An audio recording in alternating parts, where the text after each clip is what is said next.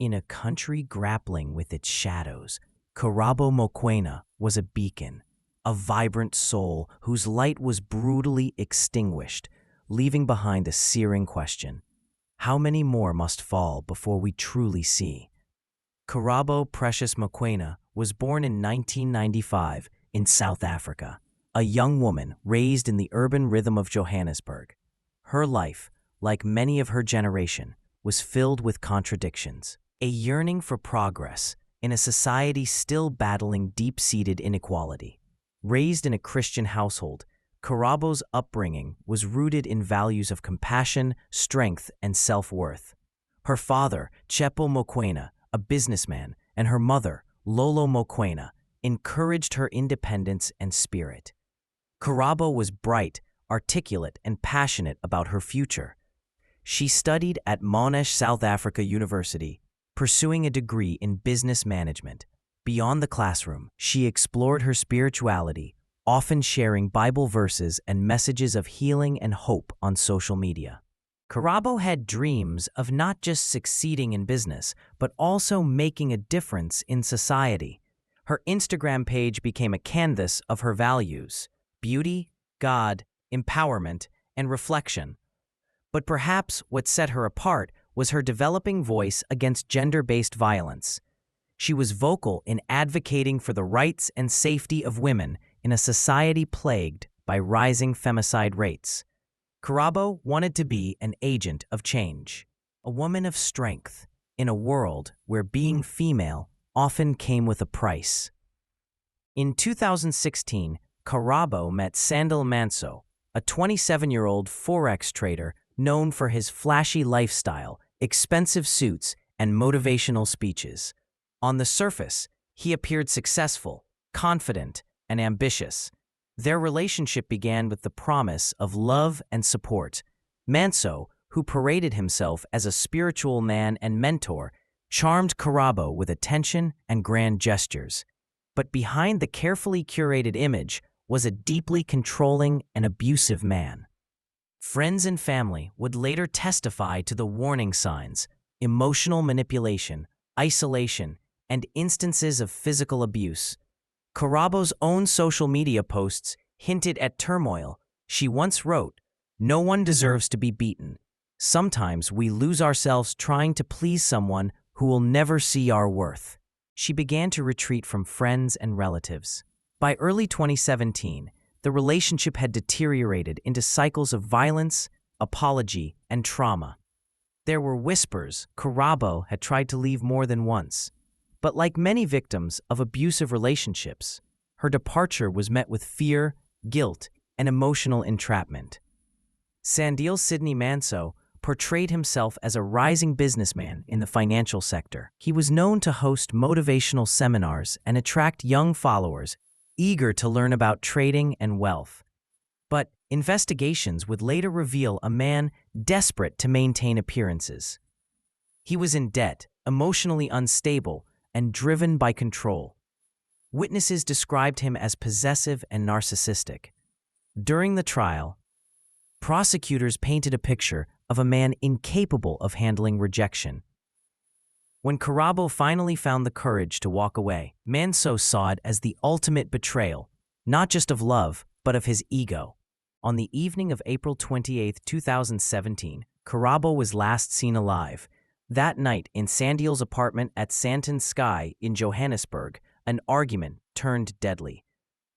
The prosecution argued that Sandile physically assaulted KARABO, then murdered her in a brutal act of rage.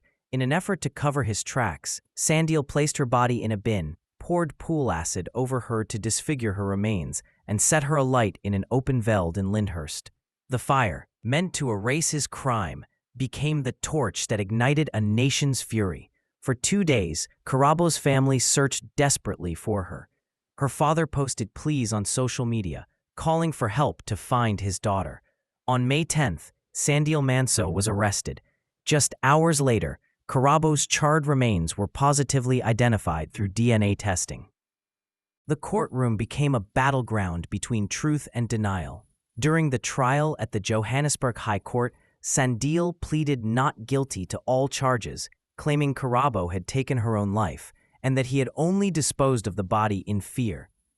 But the evidence was overwhelming. CCTV footage showed KARABO entering the apartment with SANDILE and never leaving. His behavior was inconsistent and deceitful. Forensic evidence and witness testimonies built a damning case. The judge rejected his claims and described his actions as evil.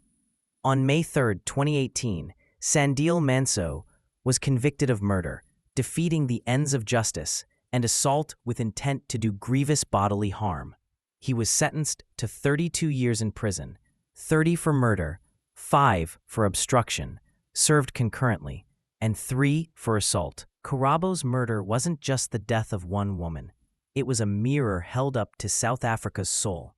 In the wake of her death, a tidal wave of grief and rage swept the country. Social media erupted with the hashtag #MenAreTrash, a movement that began as an outcry against toxic masculinity and the normalization of gender-based violence. Women shared stories of abuse, fear, and survival. KARABO's name became a symbol of pain, injustice, but also resistance. Her father, KARABO Mokoena, transformed his pain into activism. He spoke at schools, churches, and forums, urging parents to talk to their children about emotional abuse and warning signs. Her family established the KARABO Mokoena Foundation, which works to educate communities and support victims of domestic violence. KARABO's story inspired murals, poems, and vigils. Her face became a fixture in marches, a reminder that behind every statistic is a daughter, a sister, and a friend. Today, KARABO Mokoena is remembered not as a victim, but as a voice silenced too soon, yet amplified by a nation crying out for change. Her legacy lives on in the thousands of women who have found the courage to speak up, in the conversations that are no longer whispered, but shouted from podiums and protests, in the growing demand for justice reform, survivor support, and education on healthy relationships. KARABO's story forces us to confront the uncomfortable truth that gender-based violence is not a private tragedy but a public emergency. And until women can walk freely, live fearlessly, and love without fear of death, the fight must continue. The unseen scars are not only on the bodies of the abused, but etched into the soul of a nation that keeps losing its daughters. Let KARABO be the last. Let her light guide us to a better tomorrow. Thank you so much for watching this video and honoring the memory of KARABO Mokoena with us. If this story moved you, please do us a favor. Leave a love emoji in the comments to show your support for victims of gender-based violence. Oh, don't forget to like the video and share it with your friends and family. And subscribe to July Media for more powerful true crime, real-life stories, and compelling documentaries. Help us reach 1,000 views on this video and grow to 2,000 subscribers. With your support, we can keep telling these important stories that matter. This is July Media, where every story speaks truth. Stick with us for more real, raw, and respectful storytelling. Goodbye for now, and may God bless you all. Amen.